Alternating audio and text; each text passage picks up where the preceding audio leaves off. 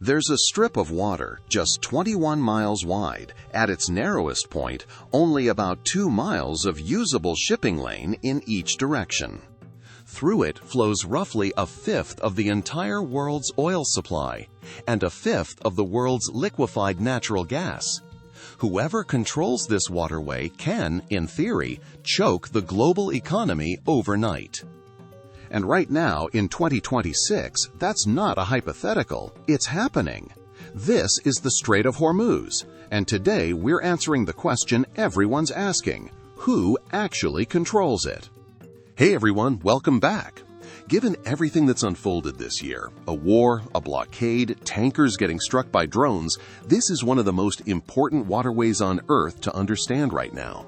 So let's break down the geography, the law, the history, and the current 2026 crisis that's made this strait a global flashpoint.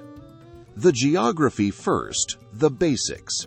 The Strait of Hormuz connects the Persian Gulf to the Gulf of Oman, and, from there, the open ocean. Iran sits along its northern shore. Oman and the UAE sit to the south. Every major oil producer in the Gulf, Saudi Arabia, Iraq, Kuwait, the UAE, Qatar, and Iran itself, has to ship crude out through this single passage to reach global markets. There's no alternative sea route out of the Gulf. Before this year's crisis, roughly 3,000 vessels passed through the strait every month, carrying close to a quarter of the world's seaborne oil trade and a fifth of the world's LNG. That's why analysts have called it, for decades, the single most important oil choke point on the planet. Who's supposed to control it? Legally. So legally, who controls the strait? Under international maritime law, specifically the UN Convention on the Law of the Sea, the Strait of Hormuz is an international strait. That means all ships, including warships, are entitled to what's called transit passage, free navigation through it regardless of who owns the surrounding coastline.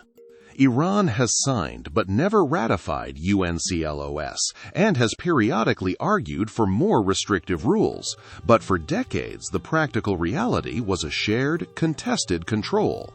Iran patrolling its waters with the IRGC Navy, the U.S. Fifth Fleet based in Bahrain patrolling to guarantee freedom of navigation, and Gulf Arab states relying on that U.S. presence for security. In other words, before this year, control was split. Iran had geographic leverage, but the U.S. Navy had enforced freedom of passage for global shipping since the 1980s. The war that changed everything. That balance broke down in early 2026. On February 28th, the United States and Israel launched a major military campaign against Iran, aiming to cripple its nuclear and missile programs. Iran's supreme leader was killed in the strikes. In retaliation, Iran did something it had long threatened but never fully carried out. It closed the Strait of Hormuz. The Islamic Revolutionary Guard Corps Navy declared the strait shut to what it called unfriendly nations, laid sea mines, and began attacking commercial vessels that tried to pass without permission. Within weeks, shipping through the strait collapsed by more than 95% for crude oil and almost entirely for LNG. Tens of thousands of sailors and thousands of ships were left stranded in the Gulf. In May, Iran went a step further, creating a new government body called the Persian Gulf Strait Authority, essentially an office in Tehran that ships now have to contact for permission and in some cases pay fees to pass safely. The fight over control right now. So who controls it today in July 2026? Depends who you ask. The U.S. Military Central Command insists the strait is legally open to all lawful traffic. Iran's Persian Gulf Strait Authority says otherwise, repeatedly declaring the strait closed, most recently citing what it called unlawful U.S. military movements in the region. The actual shipping data tells the real story. As of late July, the strait is functioning at a small fraction of its normal traffic, something like 15 ships a day passing through, compared to roughly 90 a day before the crisis. Oil tankers have been struck by drones. A U.S. naval blockade of Iranian ports has been running since mid-July. And Iran has continued firing on vessels it considers hostile, even ones just passing through in ballast, carrying no cargo at all. So functionally, right now, no single actor fully controls the strait. Iran controls who it lets through. The U.S. Navy controls whether Iran's own ports can operate. And commercial shipping companies are the ones paying the price, rerouting tankers thousands of extra miles around the southern tip of Africa to avoid the region entirely. Why this matters to everyone, everywhere. This isn't just a Middle East story.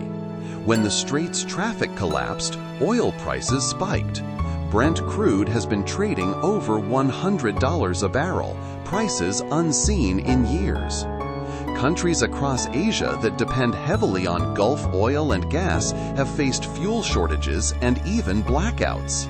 Shipping insurance costs have soared, and every extra week the crisis drags on adds cost and delay to global supply chains that touch nearly every industry, from manufacturing to airlines to your local gas station. It's also a reminder of something strategists have said for decades. Whoever can credibly threaten to close Hormuz, even for a short time, holds outsized leverage over the entire global economy, without needing to fire a single shot at anyone outside the region. What happens next?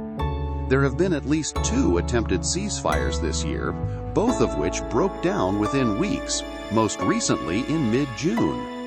Diplomats from multiple countries are still trying to negotiate a lasting deal that would reopen the strait permanently and address Iran's demand for a say and, in its view, fees over who transits through waters it considers its own.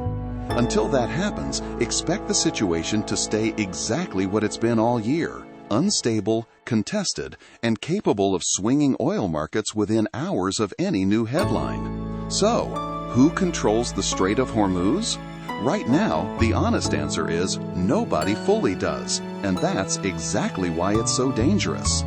It's a waterway where international law says everyone has the right to pass. Iran says otherwise, and the U.S. Navy is the only thing standing between open and closed.